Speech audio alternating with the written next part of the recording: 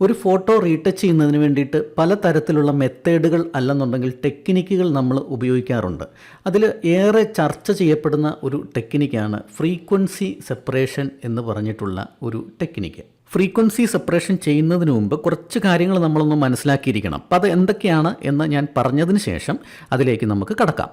ആദ്യമായി ചാനൽ കാണുന്നവർ പുതിയ ട്യൂട്ടോറിയൽ വീഡിയോകൾ ലഭിക്കുന്നതിനായിട്ട് സബ്സ്ക്രൈബ് ബട്ടൺ ക്ലിക്ക് ചെയ്യുക. അതുപോലെ തന്നെ അതിൻ്റെ കൂടെ തന്നിരിക്കുന്ന ആ ഒരു ബെൽ ഐക്കൺ കൂടി എനേബിൾ ചെയ്ത് വെക്കുക. അപ്പോൾ നമുക്ക് വീഡിയോയിലേക്ക് കടക്കാം. ഒരു ഫോട്ടോയുടെ ഡീറ്റെയിൽസിനെ പ്രധാനമായിട്ടും നമുക്ക് രണ്ടായിട്ട് തിരിക്കാം. അതായത് ഒരു ഫോട്ടോയുടെ കളറും അതുപോലെ തന്നെ അതിൻ്റെ ടോണും ഉൾക്കൊള്ളുന്ന ഒന്നാമത്തെ പോർഷൻ, അതുപോലെ തന്നെ ആ ഫോട്ടോയുടെ ടെക്സ്ചറും അതുപോലെ തന്നെ ഡീറ്റെയിൽസും ഉൾക്കൊള്ളുന്ന രണ്ടാമത്തെ പോർഷൻ. ഫ്രീക്വൻസി സെപ്പറേഷൻ ഉപയോഗിച്ചിട്ട് റീടച്ച് ചെയ്യുന്ന സമയത്ത് ഞാനിപ്പോൾ പറഞ്ഞ ഒരു ഫോട്ടോയുടെ രണ്ട് പോർഷൻസിനെ നമ്മൾ സെപ്പറേറ്റ് ചെയ്തെടുക്കുകയാണ് ചെയ്യുന്നത്. അപ്പോൾ ഫോട്ടോയുടെ ആ ഒന്നാമത്തെ ഏരിയ ആയിട്ടുള്ള കളർ ആൻഡ് ടോൺ എന്ന് പറഞ്ഞിട്ടുള്ള ആ ഏരിയയെ നമുക്ക് വിളിക്കാം ലോ ഫ്രീക്വൻസി ഏരിയ എന്ന് വിളിക്കാം. ടെക്സ്ചറും ഡീറ്റെയിൽസും ഉൾക്കൊള്ളുന്ന രണ്ടാമത്തെ ഏരിയയ്ക്ക് നമുക്ക് പറയാം ഹൈ ഫ്രീക്വൻസി ഏരിയ എന്ന് പറയാം. അപ്പോൾ ഈ ഒരു ഫ്രീക്വൻസി സെപ്പറേഷൻ എങ്ങനെ ചെയ്യാം എന്നുള്ളത് നമുക്കൊന്ന് നോക്കാം. ഫ്രീക്വൻസി സെപ്പറേഷൻ ചെയ്യുന്നതിനായിട്ട് ഞാനിവിടെ ഒരു മോഡലിൻ്റെ ഫോട്ടോ ഓപ്പൺ ചെയ്തിട്ടുണ്ട്. അപ്പോൾ ഈ ഒരു ഫോട്ടോയിൽ നിന്നും നമുക്ക് രണ്ട് കാര്യങ്ങൾ, അതായത് അതിൻ്റെ കളർ ആൻഡ് ടോണും അതുപോലെ തന്നെ അതിൻ്റെ ടെക്സ്ചറിനെയും നമുക്ക് ആദ്യമായിട്ട് വേർതിരിച്ചെടുക്കേണ്ടതായിട്ടുണ്ട്. അപ്പോൾ അതുകൊണ്ട് തന്നെ നമുക്ക് രണ്ട് ലെയറുകൾ ക്രിയേറ്റ് ചെയ്യണം. ഒന്നാമതായിട്ട് അതിൻ്റെ ഒരു ലോ ഫ്രീക്വൻസി ലെയറായിട്ടുള്ള കളർ ആൻഡ് ടോൺ എന്ന് പറഞ്ഞിട്ടുള്ള ഒരു ലെയർ ക്രിയേറ്റ് ചെയ്യണം. അതുപോലെ തന്നെ അതിൻ്റെ ഹൈ ഫ്രീക്വൻസി ലെയറായിട്ടുള്ള ടെക്സ്ചർ ആൻഡ് ഡീറ്റെയിൽസ് എന്ന് പറഞ്ഞിട്ടുള്ള രണ്ടാമത്തെ ലെയറും നമുക്ക് ക്രിയേറ്റ് ചെയ്യണം. അതിനു മുമ്പ് ഫോട്ടോയിൽ എന്തെങ്കിലും അൺവാണ്ടഡ് ആയിട്ടുള്ള എലമെൻസുകളൊക്കെ ഉണ്ടെന്നുണ്ടെങ്കിൽ അതിനെ ഒന്ന് നമുക്ക് റിമൂവ് ചെയ്യേണ്ടതായിട്ടുണ്ട്. അപ്പോൾ ഈ ഒരു ഫോട്ടോയിൽ നോക്കിക്കഴിഞ്ഞാൽ നിങ്ങൾക്ക് കുറച്ച് കറുത്ത പാടുകൾ, ബ്ലെമിഷസ് ഒക്കെ കാണാനായിട്ട് സാധിക്കും. അപ്പോൾ ആ ഒരു ബ്ലെമിഷസും അതുപോലെ തന്നെ അൺവാണ്ടഡ് ആയിട്ടുള്ള എന്തെങ്കിലും എലമെൻസും ഒക്കെ ഉണ്ടെന്നുണ്ടെങ്കിൽ അതൊക്കെ റിമൂവ് ചെയ്ത് കളയുക. ഇവിടെ ഒരു മുടിയൊക്കെ ഇങ്ങനെ കയറി കിടക്കുന്നതായിട്ട് നമുക്ക് കാണാനായിട്ട് സാധിക്കും. അപ്പം അങ്ങനെയുള്ള അൺവാണ്ടഡ് എലമെൻസും അതുപോലെ തന്നെ ഈ കറുത്ത പാടുകളും ഒക്കെ ഉണ്ടെന്നുണ്ടെങ്കിൽ അതിനെ ആദ്യമേ റിമൂവ് ചെയ്ത് കളയുക എന്നുള്ള കാര്യമാണ് നമ്മൾ ചെയ്യേണ്ടത്. അപ്പോൾ അതിന് വേണ്ടിയിട്ട് നമുക്കിവിടെ ഒരു പുതിയ ലെയർ ക്രിയേറ്റ് ചെയ്യാം. ഈ ഒരു ലെയർ ക്രിയേറ്റ് ചെയ്തതിന് ശേഷം നമുക്കിവിടുന്ന് റീടച്ചിങ് ടൂൾസിലുള്ള സ്പോട്ട് ഹീലിങ്ങോ അല്ലെന്നുണ്ടെങ്കിൽ റിമൂവ് ടൂളോ ഹീലിംഗ് ബ്രഷോ അങ്ങനെ ഏതെങ്കിലും ഒരു ബ്രഷ് നിങ്ങൾക്ക് സെലക്ട് ചെയ്യാവുന്നതാണ്. ഞാനിവിടുന്ന് സ്പോട്ട് ഹീലിംഗ് എടുക്കുവാണ്. അതിനുശേഷം ഓപ്ഷൻ ബാറിലേക്ക് വരിക. ഇവിടെ ഓപ്ഷൻസ് ബാറിൽ നിങ്ങൾ സാമ്പിൾ ഓൾ ലെയേഴ്സ് എന്ന് പറഞ്ഞിട്ടുള്ള ഈ ഒരു ബോക്സ് ടിക്ക് ചെയ്ത് കൊടുക്കുക. അതായത് നമ്മുടെ ബാക്ക്ഗ്രൗണ്ട് ലെയറിലുള്ള എലമെൻസിനെ നമുക്ക് ഇത് റീടച്ച് ചെയ്യുന്ന സമയത്ത് നമുക്ക് ഇങ്ങോട്ടേക്ക് എടുക്കേണ്ടതായിട്ടുണ്ട്. അതുകൊണ്ട് അതിൻ്റെ സാമ്പിൾ എടുക്കേണ്ടതായിട്ടുണ്ട്. അതുകൊണ്ടാണ് നമ്മളിവിടെ സാമ്പിൾ ഓൾ ലെയേഴ്സ് എന്ന് പറഞ്ഞിട്ടുള്ള ഈ ഒരു ടിക്ക് മാർക്ക് കൊടുക്കുന്നത്. ആദ്യം നമുക്ക് ഈ ബ്ലെമിഷസ് ഒക്കെ ഒന്ന് റിമൂവ് ചെയ്യാം. ഇവിടെ സാമ്പിൾ ഓൾ ലെയേഴ്സ് നിങ്ങൾ ടിക്കിട്ട് കൊടുത്തിട്ടുണ്ടെങ്കിൽ മാത്രമേ ഈ ഒരു പുതിയ ലെയറിൽ നമ്മളിവിടുന്ന് റിമൂവ് ചെയ്യുന്ന സമയത്ത് ഈ ഒരു ബ്ലെമിഷസ് ഒക്കെ ഇവിടുന്ന് റിമൂവ് ആകത്തുള്ളൂ. അല്ലെന്നുണ്ടെങ്കിൽ ഈ ഒരു ബ്ലെമിഷസ് ഒന്നും ഇവിടുന്ന് റിമൂവ് ആകത്തില്ല. അപ്പോൾ അതുകൊണ്ടാണ് നമ്മളിവിടെ സാമ്പിൾ ഓൾ ലെയേഴ്സ് ടിക്കിട്ട് കൊടുക്കുന്നത്. അപ്പോൾ വളരെ ശ്രദ്ധാപൂർവം ഈ പറയുന്ന ബ്ലെമിഷസ് അതുപോലെ അൺവാണ്ടഡ് എലമെൻസ് ഒക്കെ നിങ്ങൾ റിമൂവ് ചെയ്ത് കളയുക. ഒരു ഹൈ എൻഡ് ആയിട്ടുള്ള റീടച്ചിങ് മെത്തേഡാണ് ഫ്രീക്വൻസി സെപ്പറേഷൻ എന്ന് പറയുന്നത്. അത് കൂടുതലായിട്ട് നമുക്ക് ഫേസ് ഒക്കെ റീടച്ച് ചെയ്യുന്നതിന് വേണ്ടിയിട്ടാണ് നമ്മൾ ഉപയോഗിക്കുന്നത്. അപ്പോൾ അതുകൊണ്ട് തന്നെ വളരെ സമയമെടുത്ത് കീനായിട്ട് ഒബ്സർവ് ചെയ്തതിന് ശേഷം വേണം ഫോട്ടോ നമ്മൾ റീടച്ച് ചെയ്യുന്നതിനായിട്ട്. ഈ കറുത്ത പാടുകൾ നമ്മൾ ഇവിടുന്ന് റിമൂവ് ചെയ്തില്ല എന്നുണ്ടെങ്കിൽ അതിനെ ടെക്സ്ചറായിട്ടാണ് കമ്പ്യൂട്ടർ മനസ്സിലാക്കുക. അതായത് ഹൈ ഫ്രീക്വൻസി ഡീറ്റെയിൽസ് ആയിട്ടായിരിക്കും അതിനെ കൺസിഡർ ചെയ്യുക. അതുകൊണ്ടാണ് ആ ഒരു ബ്ലെമിഷസും അതുപോലെ തന്നെ ആ കറുത്ത പാടുകളും ഒക്കെ നമ്മൾ ആദ്യമേ തന്നെ റിമൂവ് ചെയ്യുന്നത്. അത് റിമൂവ് ചെയ്തതിന് ശേഷം വേണം നമ്മൾ ഫ്രീക്വൻസി സെപ്പറേഷൻ ചെയ്യുന്നതിനായിട്ട്. നമുക്ക് ഈ ഒരു മുടിയുടെ ഏരിയ ഒന്ന് റിമൂവ് ചെയ്യാം.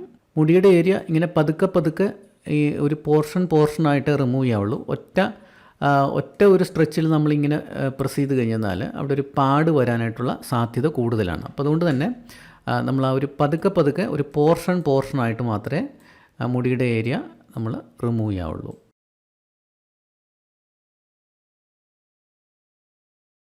അപ്പോൾ നമ്മൾ ആ ഫോട്ടോയിൽ നിന്നും അൺവാണ്ടഡ് ആയിട്ടുള്ള ആ എലമെൻസ് ഒക്കെ റിമൂവ് ചെയ്തിട്ടുണ്ട്.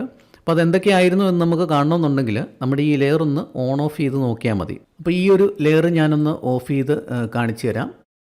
നോക്കുക, ഈ ഒരു ബ്ലെമിഷസ് ഒക്കെയാണ് നമ്മളിപ്പോൾ അവിടുന്ന് റിമൂവ് ചെയ്തത്. ഇനി നമ്മൾ ചെയ്യേണ്ടത് ഈ ഒരു ലെയറും അതുപോലെ തന്നെ നമുക്ക് താഴത്തെ നമ്മുടെ ബാക്ക്ഗ്രൗണ്ട് ലെയറുമായിട്ട് മെർജ് ചെയ്യാം. അപ്പോൾ അതിന് വേണ്ടിയിട്ട് നമ്മൾ ഈ രണ്ട് ലെയറുകൾ സെലക്ട് ചെയ്യുക, control or command E press ചെയ്യാം.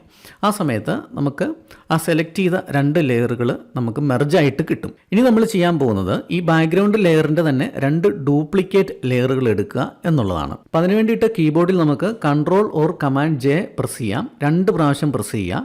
ആ സമയത്ത് നമുക്കിവിടെ 2 ലെയറുകൾ കിട്ടും.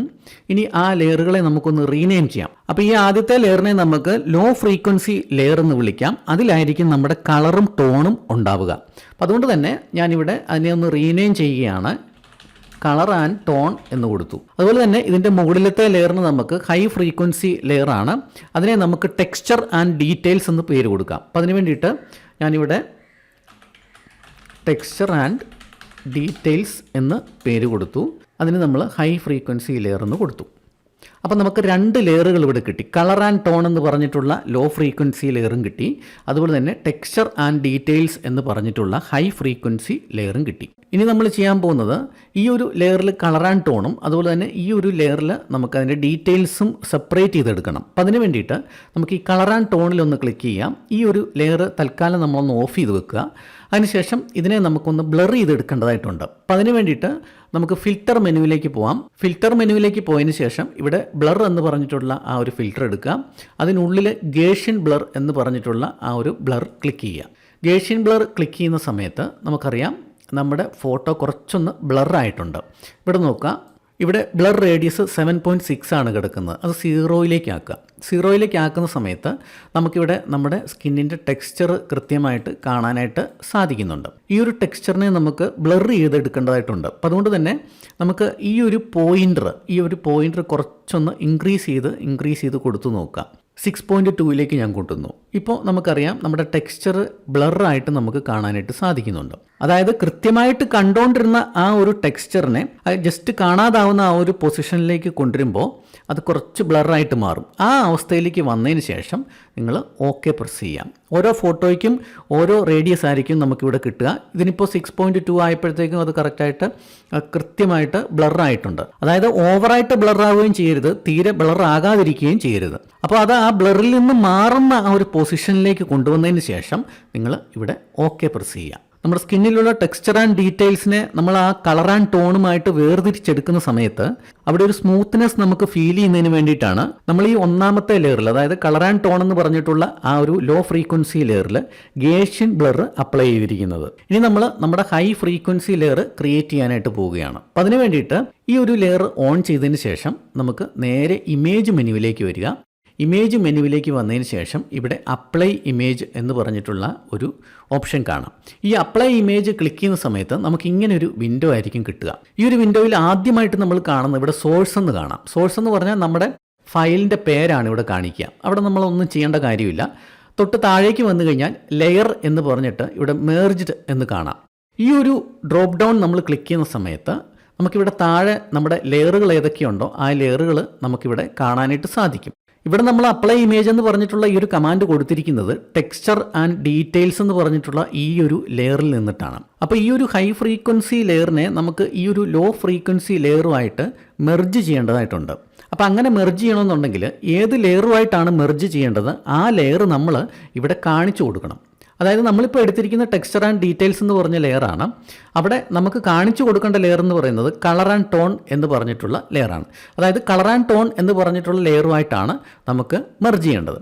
അപ്പോൾ അതിന് വേണ്ടിയിട്ട് നമുക്കിവിടെ ലെയർ എന്ന് പറഞ്ഞിട്ടുള്ള ഡ്രോപ്പ് ഡൗണിൽ വന്നതിന് ശേഷം കളർ ആൻഡ് ടോൺ എന്ന് പറഞ്ഞിട്ടുള്ള ആ ഒരു ലെയർ നമ്മളിവിടെ കാണിച്ചു കൊടുക്കുന്നു. ഇനി നമുക്ക് താഴേക്ക് വന്നു കഴിഞ്ഞാൽ ഇവിടെ ബ്ലെൻഡിങ് എന്ന് കാണാം. അതായത് നമ്മുടെ ഈ ഒരു കളർ ആൻഡ് ടോൺ ലെയറും നമ്മുടെ ടെക്സ്ചർ ലെയറും തമ്മിൽ നമുക്ക് ബ്ലെൻഡ് ചെയ്യേണ്ടതായിട്ടുണ്ട്. അപ്പോൾ അതിനെ ബ്ലെൻഡ് ചെയ്യുന്നതിന് വേണ്ടിയിട്ട് ബ്ലെൻഡിങ് മോഡുകളുണ്ട്. നമ്മളിവിടെ ഉപയോഗിക്കാൻ പോകുന്ന ബ്ലെൻഡിങ് മോഡ് എന്ന് പറയുന്നത് സബ്ട്രാക്ട് എന്ന് പറഞ്ഞിട്ടുള്ള ബ്ലെൻഡിങ് മോഡാണ്. നമ്മുടെ ഇമേജ് 8-bit ഇമേജ് ആണെങ്കിൽ മാത്രമാണ് നമ്മൾ ഈ ഒരു സബ്ട്രാക്ട് എന്ന് പറഞ്ഞിട്ടുള്ള ബ്ലെൻഡിങ് മോഡ് നമ്മൾ ഉപയോഗിക്കുന്നത്. നമ്മുടെ ഇമേജ് 8-bit ആണോ എന്ന് അറിയുന്നതിനായിട്ട് നമുക്ക് നമ്മുടെ ഈ ഒരു ഫയൽ നെയിം ഇവിടെ കാണാം. നമ്മൾ ഓപ്പൺ ചെയ്ത് വെച്ചിരിക്കുന്ന നമ്മുടെ ഈ ഒരു ഫോട്ടോയിൽ നമ്മുടെ ഫയൽ നെയിം കാണാം. അതിനുശേഷം നമ്മുടെ ഈ ലാസ്റ്റ് നോക്കുകയാണെന്നുണ്ടെങ്കിൽ RGB/8 എന്ന് എഴുതിയിരിക്കുന്നത് കാണാനായിട്ട് സാധിക്കും. ഇവിടെ 8 എന്നാണ് ഉള്ളതെന്നുണ്ടെങ്കിൽ നമ്മുടെ ഇമേജ് 8-bit ഇമേജാണ്. അതേസമയം നമുക്കിവിടെ 16-bit ഇമേജ് ആയിരുന്നു എന്നുണ്ടെങ്കിൽ ഇവിടെ 16 എന്നായിരിക്കും എഴുതുക.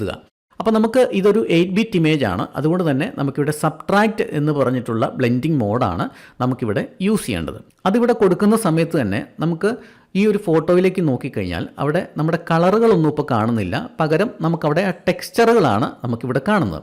അപ്പോൾ അത് ഞാനൊന്ന് സൂം ചെയ്ത് കാണിച്ചു തരാം. നോക്കുക, വളരെ കീനായിട്ട് നോക്കിക്കഴിഞ്ഞാൽ നമുക്കറിയാം ഇവിടെ ഐബ്രോ, അതുപോലെ തന്നെ എല്ലാത്തിൻ്റെ എഡ്ജുകൾ നമുക്കിവിടെ കാണാം. അതുപോലെ നമുക്ക് ആ ഒരു സ്കിന്നിലെ സുഷിരങ്ങൾ നമുക്ക് ഇവിടെ കാണാം, നമ്മുടെ മുടി ഇഴകൾ നമുക്കിവിടെ കാണാം. അപ്പോൾ ഇതിനെയാണ് നമ്മൾ ഹൈ ഫ്രീക്വൻസി ഡീറ്റെയിൽസ് എന്ന് പറയുക. 8-bit ഇമേജ് ആണെന്നുണ്ടെങ്കിൽ നമ്മളിവിടെ സബ്ട്രാക്റ്റ് സെലക്ട് ചെയ്യുമ്പോൾ തന്നെ ഇവിടെ സ്കെയിൽ എന്ന് പറഞ്ഞിട്ടുള്ള സ്ഥലത്ത് 2 എന്ന് പറഞ്ഞിട്ടുള്ള വാല്യൂ എൻ്റർ ആകും. അതുപോലെ തന്നെ ഓഫ്സെറ്റ് എന്ന് പറയുന്ന സ്ഥലത്ത് 128 എന്ന് പറഞ്ഞിട്ടുള്ള വാല്യൂ എൻ്റർ ആകും. അതായത് നമ്മുടെ ഇമേജിനെ ഒരു 50% ഗ്രേയിലേക്ക് കൊണ്ടുവരികയാണ് ചെയ്യുന്നത്. ആ ഒരു 50% ഗ്രേയിലേക്ക് വരുമ്പോൾ നമ്മുടെ പിക്സൽസിൻ്റെ ബ്രൈറ്റ്നസ് ഒക്കെ കൺട്രോൾ ചെയ്തതിന് ശേഷം നമുക്ക് ആ കൃത്യമായിട്ടുള്ള റിസൾട്ട് നമുക്ക് ലഭിക്കുന്നതിന് വേണ്ടിയിട്ടാണ് 128 എന്ന് പറഞ്ഞിട്ടുള്ള ഒരു വാല്യൂ ഇവിടെ വരുന്നത്. അത് ഓട്ടോമാറ്റിക്കായിട്ട് നമ്മൾ സബ്ട്രാക്റ്റ് ക്ലിക്ക് ചെയ്യുന്ന സമയത്ത് ഈ വാല്യൂസ് ഇവിടെ വരും.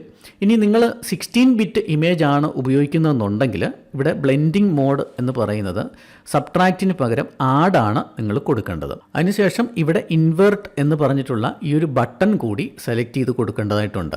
അത് 16-bit ഇമേജ് ആണെങ്കിൽ മാത്രം അങ്ങനെ ചെയ്യുക. 8-bit ഇമേജ് ആണെന്നുണ്ടെങ്കിൽ നമ്മളിപ്പോൾ ചെയ്ത പോലെ തന്നെ സബ്ട്രാക്റ്റ് ആണ് ഇവിടെ സെലക്ട് ചെയ്യേണ്ടത്. ഇപ്പോൾ ഇവിടെ ഞാൻ ആഡ് ക്ലിക്ക് ചെയ്തു. അതുപോലെ 16-bit ഇമേജിനാണെന്നുണ്ടെങ്കിൽ ഇപ്രകാരമാണ് ചെയ്യേണ്ടത് എന്ന് കാണിച്ചു തന്നപ്പോൾ തന്നെ ഇവിടെ ഓഫ്സെറ്റ് മാറി 0യിലേക്ക് വന്നു.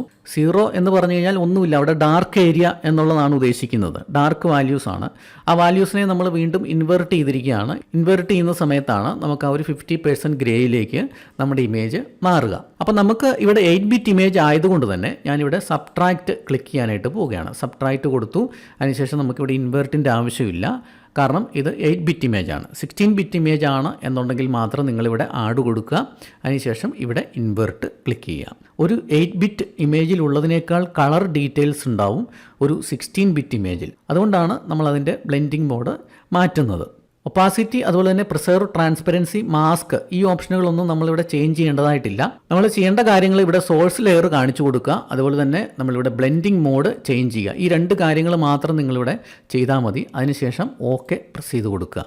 ഓക്കെ പ്രസ് ചെയ്യുന്ന സമയത്ത് നമുക്കറിയാം നമ്മുടെ ടെക്സ്ചർ ലെയർ ഇവിടെ റെഡി ആയിട്ടുണ്ട്. നമുക്ക് ടെക്സ്ചർ മാത്രമാണ് ഇപ്പോൾ അതിലേക്ക് കാണാൻ പറ്റുന്നത്. അപ്പോൾ ഇനി നമുക്ക് ഇതിനെ ഒന്ന് ഓഫ് ചെയ്ത് വെക്കാം. ഓഫ് ചെയ്ത് വെച്ചതിന് ശേഷം നമുക്ക് ഈ ഒരു ഇമേജിനെ കുറച്ചും കൂടെ ഒന്ന് സ്മൂത്ത് ആക്കേണ്ടതായിട്ടുണ്ട്. അതിന് വേണ്ടിയിട്ട് നമ്മുടെ കളർ ആൻഡ് ടോൺ എന്ന് പറഞ്ഞിട്ടുള്ള ലെയറിലേക്ക് വരാം. അതിനുശേഷം നമുക്കിവിടെ ബ്രഷ് ടൂൾസിൽ നിന്നും മിക്സർ ബ്രഷ് എന്ന് പറഞ്ഞിട്ടുള്ള ബ്രഷ് നമുക്ക് സെലക്ട് ചെയ്യണം. അപ്പോൾ ഞാനിവിടെ മിക്സർ ബ്രഷ് എടുത്തിട്ടുണ്ട്. മിക്സർ ബ്രഷ് എടുത്തതിന് ശേഷം ഇവിടെ നമ്മുടെ ബ്രഷിൻ്റെ സൈസ്, അതുപോലെ തന്നെ അതിൻ്റെ ഹാർഡ്നെസ് നമുക്കിവിടെ സെറ്റ് ചെയ്യാനായിട്ട് സാധിക്കും. ഹാർഡ്നെസ് 0 കൊടുക്കുക. 0യിൽ തന്നെ കിടക്കുന്നതായിരിക്കും നല്ലത്. സ്മൂത്തായിട്ടുള്ള ഒരു ബ്രഷാണ് നമുക്ക് വേണ്ടത്. അപ്പോൾ അതുകൊണ്ട് തന്നെ ഹാർഡ്നെസ് 0 കൊടുത്തേക്കുക. സൈസ് നമുക്ക് ഇഷ്ടമുള്ള സൈസ് നമുക്ക് സെലക്ട് ചെയ്യാം. അതിനുശേഷം നമുക്കിവിടെ 2 ബട്ടണുകൾ കാണാം. ഈ ഒരു ഫസ്റ്റ് ബട്ടൺ എന്ന് പറയുന്നത് നമ്മൾ ഓരോ പ്രാവശ്യവും ബ്രഷ് ചെയ്യുമ്പോൾ പെയിൻറ്റ് വീണ്ടും വീണ്ടും ലോഡ് ചെയ്യുന്നതിന് വേണ്ടിയിട്ടുള്ള ആ ഒരു ബട്ടണാണ് ഈ ഫസ്റ്റ് ബട്ടൺ എന്ന് പറയുന്നത്. സെക്കൻഡ് ബട്ടൺ എന്ന് പറയുന്നത് നമ്മൾ ഓരോ പ്രാവശ്യവും ബ്രഷ് ചെയ്യുമ്പോൾ ആ ബ്രഷ് ചെയ്തതിന് ശേഷം നമ്മുടെ ബ്രഷ് ക്ലീൻ ചെയ്യുക എന്നുള്ളതാണ് ഈ രണ്ടാമത്തെ ബട്ടൺ കൊണ്ട് നമ്മൾ ഉദ്ദേശിക്കുന്നത്. അപ്പോൾ ഇതിന് കുറച്ച് ഓപ്ഷൻസ് നമുക്കിവിടെ സെറ്റ് ചെയ്യാനായിട്ടുണ്ട്. നമ്മൾ പെയിൻറ്റ് ചെയ്യുന്ന സമയത്ത് നമ്മുടെ ക്യാൻവാസിൽ നിന്നും നമ്മുടെ ബ്രഷ് എത്രത്തോളം പെയിൻറ്റ് പിക്ക് ചെയ്യണം എന്നുള്ളതാണ് വെറ്റ് എന്ന് പറഞ്ഞിട്ടുള്ള ഈ ഒരു ഓപ്ഷൻ കൊണ്ട് നമ്മൾ ഉദ്ദേശിക്കുന്നത്. ഇവിടെ ഒരു 9% വെറ്റ് കൊടുക്കുക. അതിനുശേഷം ലോഡ് എന്ന് പറഞ്ഞിട്ടുള്ള ഒരു ഓപ്ഷനിലേക്കാണ് നമ്മൾ വരുന്നത്. ലോഡ് എന്ന് പറഞ്ഞിട്ടുള്ള ഓപ്ഷനിൽ നമ്മൾ 75 കൊടുക്കുക. അതായത് നമ്മുടെ റിസർവോയറിൽ അല്ലെങ്കിൽ കണ്ടെയ്നറിൽ എത്രമാത്രം പെയിൻറ്റ് ലോഡ് ചെയ്യണം എന്നുള്ളതാണ് ഇവിടെ ഉദ്ദേശിക്കുന്നത്. അപ്പോൾ നമുക്ക് 75% നമുക്ക് പെയിൻറ്റ് ലോഡ് ചെയ്യണം. അതുപോലെ തന്നെ മിക്സ് എന്ന് പറഞ്ഞിട്ടുള്ള ഓപ്ഷൻ നമ്മുടെ ക്യാൻവാസിലും അതുപോലെ തന്നെ നമ്മുടെ റിസർവോയറിലുമുള്ള പെയിൻറ്റിൻ്റെ റേഷ്യോ കൺട്രോൾ ചെയ്യുന്ന ഓപ്ഷനാണ് മിക്സ് എന്ന് പറഞ്ഞിട്ടുള്ള ഓപ്ഷൻ. അവിടെ ഒരു 90% കൊടുക്കുക. ഫ്ലോ എന്ന് പറഞ്ഞു കഴിഞ്ഞാൽ നമ്മൾ പെയിൻറ്റ് ചെയ്യുന്ന അവസരത്തിൽ നമ്മുടെ ബ്രഷിൻ്റെ സ്പീഡ് എത്രമാത്രം ഫാസ്റ്റായിട്ട് പോകണം, അല്ലെന്നുണ്ടെങ്കിൽ അത് എത്ര സ്ലോ ആയിട്ട് പോകണം എന്നുള്ളതാണ് ഫ്ലോ എന്നതുകൊണ്ട് നമ്മൾ ഉദ്ദേശിക്കുന്നത്. അവിടെ 100% ഇട്ട് കൊടുക്കുക. അതുപോലെ തന്നെ 10% സ്മൂത്തിങ് ഇട്ട് കൊടുക്കുക. അതായത് നമ്മുടെ ബ്രഷ് പോകുന്ന സമയത്ത് ബ്രഷ് വെച്ചിട്ട് നമ്മൾ പെയിൻറ്റ് ചെയ്യുന്ന സമയത്ത് അതിൻ്റെ സ്മൂത്തിങ് ആണ് ഉദ്ദേശിക്കുന്നത്. ആ ഒരു 10% ഇട്ട് കൊടുക്കുക. അപ്പോൾ ഈ ഒരു വാല്യൂസ് നിങ്ങൾ കൃത്യമായിട്ട് എൻ്റർ ചെയ്യാനായിട്ട് ശ്രദ്ധിക്കുക. അതിനുശേഷം നിങ്ങളുടെ മിക്സർ ബ്രഷ് എടുത്തതിന് ശേഷം നമുക്ക് ഇമേജിലേക്ക് വരാം. ഇമേജിലേക്ക് വന്നതിന് ശേഷം നമുക്കിവിടെ പെയിൻറ്റ് ചെയ്ത് കൊടുക്കണം. അപ്പോൾ ഇവിടെ പെയിൻറ്റ് ചെയ്യുമ്പോൾ പ്രധാനമായിട്ട് ശ്രദ്ധിക്കേണ്ട ഒരു കാര്യമുണ്ട്. അതായത് നമ്മൾ എവിടെയാണോ പെയിൻറ്റ് ചെയ്യുന്നത് അവിടുത്തെ ടെക്സ്ചർ എങ്ങനെയാണ് അല്ലെങ്കിൽ ഡീറ്റെയിൽ എങ്ങനെയാണ് ഇരിക്കുന്നത് അതിൻ്റെ ആ ഒരു രീതിയിൽ വേണം നമ്മൾ പെയിൻറ്റ് ചെയ്യാനായിട്ട്. ഇപ്പോൾ ഇവിടെ നമ്മുടെ ഫോർഹെഡ് പെയിൻറ്റ് ചെയ്യുകയാണെന്നുണ്ടെങ്കിൽ ഇവിടെ ടെക്സ്ചർ പോയിരിക്കുന്നത് ഇങ്ങനെ നീളത്തിലാണ് പോയിരിക്കുന്നത്, ടെക്സ്ചർ പോയിരിക്കുന്നത്. അതേസമയം നമുക്ക് താഴേക്ക് വരും തോറും ഇപ്പോൾ ഇവിടെ ഈ നോസിൽ പോയിരിക്കുന്ന ടെക്സ്ചർ എന്ന് പറയുന്നത് ഇങ്ങനെ താഴേക്കാണ് പോയിരിക്കുന്നത്, വെർട്ടിക്കലായിട്ടാണ് അതിൻ്റെ ടെക്സ്ചർ പോയിരിക്കുന്നത്. അതേസമയം ഇങ്ങോട്ടേക്ക്, അതായത് ചീക്കിലേക്ക് പോയിരിക്കുന്ന ഈ ഒരു ടെക്സ്ചർ എന്ന് പറയുന്നത് ഇവിടുന്ന് ഒരു കെർവി ആയിട്ടുള്ള രീതിയിലാണ് അതിൻ്റെ ടെക്സ്ചർ പോയിരിക്കുന്നത്. അപ്പം ആ രീതിയിൽ വേണം നമ്മൾ പെയിൻറ്റ് ചെയ്ത് കൊടുക്കാനായിട്ട്. അപ്പം നമുക്ക് ഫോർഹെഡ് പെയിൻറ്റ് ചെയ്യുന്ന സമയത്ത് ഞാനിവിടെ ആ ഒരു ടെക്സ്ചർ പോയിരിക്കുന്ന ആ രീതിയിൽ തന്നെ ഞാനിവിടെ പെയിൻറ്റ് ചെയ്ത് കൊടുക്കാനായിട്ട് പോവുകയാണ്. അപ്പോൾ അവിടെ ആ ഒരു സ്മൂത്ത്നെസ് വരുന്നത് നിങ്ങൾക്ക് കാണാനായിട്ട് സാധിക്കും. നോക്കുക, കൃത്യമായിട്ട് നല്ല രീതിയിൽ ആ സ്മൂത്ത്നെസ് വരുന്ന രീതിയിൽ നിങ്ങൾ പെയിൻറ്റ് ചെയ്ത് കൊടുക്കുക. ഇപ്പോൾ ഈ ഒരു എഡ്ജിലേക്കൊക്കെ വരുന്ന സമയത്ത് നമ്മുടെ ബ്രഷ് ചെറുതാക്കേണ്ടതായിട്ട് വരും. ബ്രഷ് ചെറുതാക്കാനായിട്ടുള്ള ഷോർട്ട് കട്ടുകൾ ഉപയോഗിക്കുക. ഇപ്പോൾ ഇവിടെ എൻ്റെ ടെക്സ്ചർ ഇങ്ങനെയാണ് പോയിരിക്കുന്നത്, അതുകൊണ്ടാണ് ഈ രീതിയിൽ പെയിൻറ്റ് ചെയ്യുന്നത്. ഇപ്പോൾ കണ്ണിൻ്റെ മുകളിൽ ടെക്സ്ചർ പോയിരിക്കുന്നത് ഇതാ ഇങ്ങനെയാണ് പോയിരിക്കുന്നത്. അപ്പോൾ ആ രീതിയിൽ തന്നെ അവിടെ നമ്മൾ ആ സ്കിൻ എങ്ങനെയാണോ കാണുന്നത് ആ രീതിയിൽ തന്നെ നിങ്ങൾ പെയിൻറ്റ് ചെയ്ത് കൊടുക്കുക.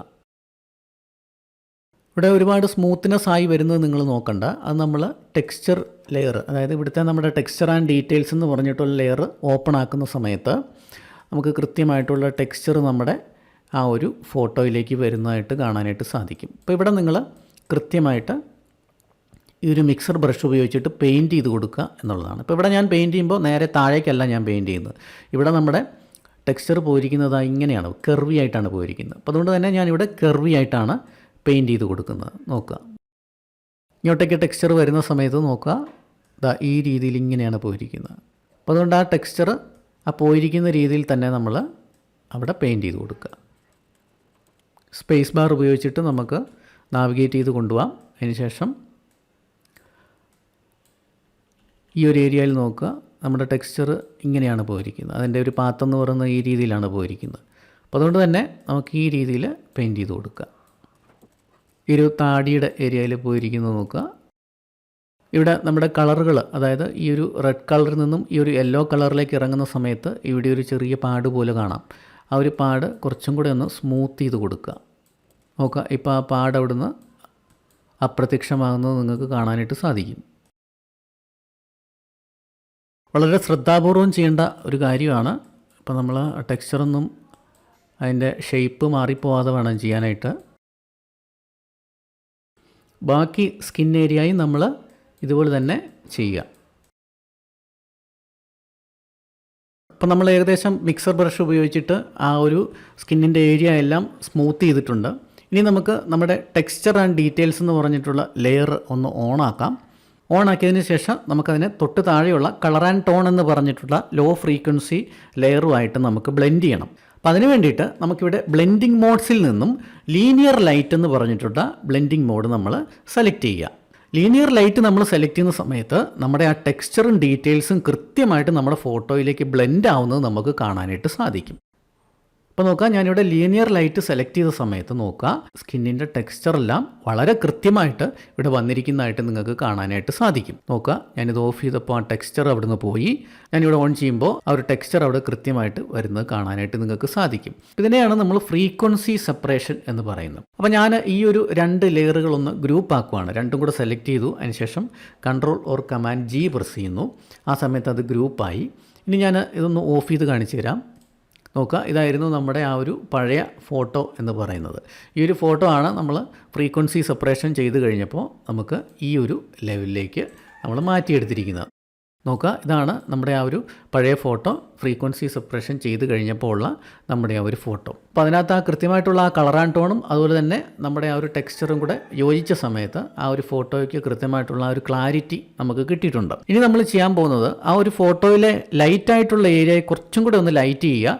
അതുപോലെ തന്നെ ഡാർക്കായിട്ടുള്ള ആ ഒരു ഷാഡോ ഏരിയയെ കുറച്ചും കൂടി ഒന്ന് ഡാർക്ക് ചെയ്യുക, അല്ലെന്നുണ്ടെങ്കിൽ ഷാഡോ കുറച്ചും കൂടി ഒന്ന് ഇൻക്രീസ് ചെയ്ത് കൊടുക്കുക. ആ സമയത്ത് നമ്മുടെ ആ ഒരു ഫോട്ടോയ്ക്ക് ഒരു ഡോഡ്ജ് ആൻഡ് ബേൺ എഫക്റ്റ് കിട്ടും. അപ്പോൾ അതിന് വേണ്ടിയിട്ട് നമുക്കിവിടെ 2 ലെയറുകൾ ഇടാം. ഒന്നാമതായിട്ട് നമുക്കിവിടെ ഒരു കർവ് ലെയർ ഇടാം. അതിനുശേഷം നമുക്ക് ആ ഒരു ലൈറ്റ് കുറച്ചൊന്ന് ഡിക്രീസ് ചെയ്ത് കൊടുക്കാം. നോക്കുക, ലൈറ്റ് ഞാനൊന്ന് ഡൗൺ ചെയ്തു. അതിനുശേഷം നമ്മുടെ ഈ മാസ്ക്, ഈ ഒരു കർവ് ലെയറിൻ്റെ മാസ്ക് ഞാനൊന്ന് ഇൻവെർട്ട് ചെയ്യുന്നു. അതിന് വേണ്ടിയിട്ട് control or command I press ചെയ്യുക. ആ സമയത്ത് നമ്മുടെ പഴയ ഫോട്ടോ നമുക്ക് കാണാം. നമ്മൾക്ക് ഇപ്പോൾ ചെയ്ത ആ ഒരു ഡാർക്ക്നെസ്സിനെ നമ്മൾ ഇൻവെർട്ട് ചെയ്തു. ഇൻവെർട്ട് ചെയ്തതിന് ശേഷം ബ്രഷ് എടുക്കുക. ഇവിടെ നമുക്ക് നമ്മുടെ ബ്രഷ് എടുക്കുക. ബ്രഷ് എടുത്തതിന് ശേഷം ഷാഡോ വരുന്ന ഏരിയ, അതായത് ഫോട്ടോയിൽ ഷാഡോ വരുന്ന എവിടേക്കാണോ ആ ഏരിയ കുറച്ചൊന്ന് നമ്മൾ ഷാഡോ ആക്കി കൊടുക്കുക. അപ്പോൾ അതിന് വേണ്ടിയിട്ട് അതൊന്ന് റിവീൽ ചെയ്ത് കൊടുക്കുന്നതിന് വേണ്ടിയിട്ട് ആ ഏരിയ മാത്രം ഒന്ന് പെയിൻറ്റ് ചെയ്ത് കൊടുക്കുക. ഷാഡോ വരുന്ന ഏരിയാസ് മാത്രം ഒന്ന് കൃത്യമായിട്ട് പെയിൻറ്റ് ചെയ്ത് കൊടുക്കുക. നോക്കുക, ആ ഷാഡോ ഏരിയ ഞാനിപ്പോൾ പെയിൻറ്റ് ചെയ്ത് കൊടുത്തിട്ടുണ്ട്. ജസ്റ്റ് ഒന്ന് ഓഫ് ചെയ്ത് ഓൺ ചെയ്ത് കാണിച്ചു തരാം. നോക്കുക, ആ ഒരു ഷാഡോ ഏരിയ പെയിൻറ്റ് ചെയ്ത് കൊടുത്തിട്ടുണ്ട്. അതുപോലെ തന്നെ നമുക്കൊരു പുതിയ കർവ്സ് ലെയർ ഇടാം. അതിന് നമുക്ക് കുറച്ച് ലൈറ്റ് കൂട്ടി കൊടുക്കാം, ലൈറ്റ് ഒന്ന് ഇൻക്രീസ് ചെയ്ത് കൊടുക്കാം. അതിനുശേഷം അതിനും നമ്മൾ ഈ പറഞ്ഞ പോലെ തന്നെ control or command I press ചെയ്തിട്ട് അതിനെ ഒന്ന് ഇൻവെർട്ട് ചെയ്യുക.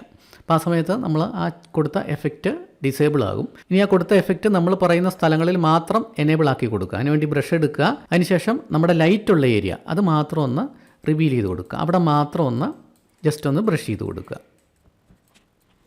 ഇങ്ങനെ നമ്മൾ ചെയ്യുന്നത് പ്രധാനമായിട്ടും ഈ ഒരു ഡോഡ്ജ് ആൻഡ് ബേൺ മെത്തേഡ് നമ്മൾ ചെയ്യുന്നത് നമ്മുടെ ഫോട്ടോയ്ക്ക് ഒരു മോൾഡിങ് കിട്ടുന്നതിന് വേണ്ടിയിട്ടാണ്. അതായത് ഒരു 3D മോൾഡിങ് നമ്മുടെ ഫോട്ടോയ്ക്ക് കിട്ടും. അല്ലാന്നുണ്ടെങ്കിൽ നമ്മുടെ ഫോട്ടോ ഒരു ഫ്ലാറ്റ് ഇമേജ് ആയിട്ടായിരിക്കും നമുക്ക് തോന്നുക. ഞാനിപ്പോൾ ചെയ്ത ആ ഒരു ഡോഡ്ജ് ആൻഡ് ബേൺ ലെയറുകൾ ഞാനൊന്ന് സെലക്ട് ചെയ്യുന്നു. അതിനെയും ഞാനൊന്ന് ഒരു ഗ്രൂപ്പ് ആക്കി മാറ്റുന്നു. അതിനുശേഷം ഞാനൊന്ന് ഓഫ് ചെയ്ത് ഓൺ ചെയ്ത് കാണിച്ചു തരാം.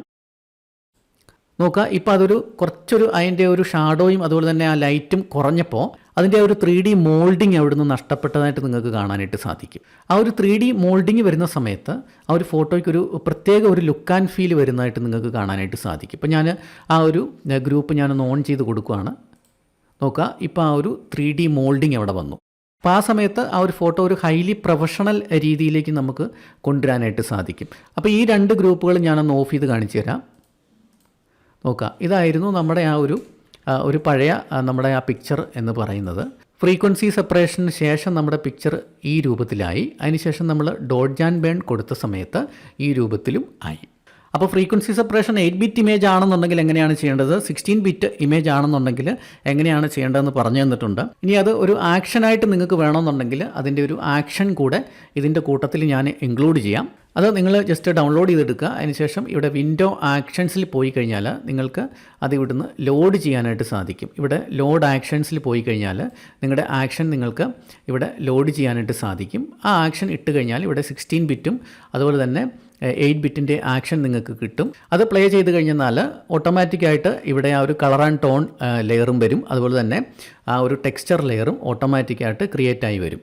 അതിനുശേഷം ഈ ഒരു ഗേഷ്യൻ ബ്ലർ വരെ നിങ്ങൾക്ക് കൃത്യമായിട്ട് ഈ ഒരു ആക്ഷൻ റൺ ചെയ്യുന്ന സമയത്ത് കിട്ടും. നിങ്ങളുടെ ഫോട്ടോയ്ക്ക് അനുസരിച്ചുള്ള ഗേഷ്യൻ ബ്ലർ നിങ്ങൾക്കിവിടെ സെറ്റ് ചെയ്ത് കൊടുക്കാം. അതിനുശേഷം ഓക്കെ പ്രസ് ചെയ്ത് കഴിഞ്ഞാൽ ഓട്ടോമാറ്റിക്കായിട്ട് ആ പ്രോസസ്സുകൾ ഇവിടെ നടക്കും. നിങ്ങൾക്ക് മാനുവലായിട്ട് ചെയ്യേണ്ടി വരില്ല. അപ്പോൾ അങ്ങനെ ചെയ്യണമെന്നുണ്ടെങ്കിൽ നിങ്ങൾക്ക് ഈ ആക്ഷൻസും കൂടെ ഇതിൻ്റെ കൂടെ ഈ ഒരു ട്യൂട്ടോറിയലിൻ്റെ കൂടെ ഇൻക്ലൂഡ് ചെയ്യുന്നുണ്ട്. ഡിസ്ക്രിപ്ഷനിൽ പോയി കഴിഞ്ഞ് കഴിഞ്ഞാൽ നിങ്ങൾക്ക് അത് അവിടുന്ന് ഡൗൺലോഡ് ചെയ്തെടുക്കാനായിട്ട് സാധിക്കും.